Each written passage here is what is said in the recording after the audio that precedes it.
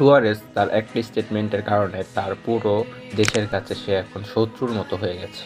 তো ঘটনাটা হলো উরুগুয়ের কিন্তু ২টা বিশ্বকাপ কিন্তু আপনারা দেখতেন যে উরুগুয়ের কাঁধে ব্যাচে ৪টা স্টার দেওয়া থাকতো। তো আপনারা সকলে জানেন স্টারগুলোর মানে হচ্ছে যেই দেশ যতগুলো বিশ্বকাপ জিতেছে ততগুলো স্টার দেওয়া থাকে। কিন্তু আমরা জানি উরুগুয়ের ২টা বিশ্বকাপ।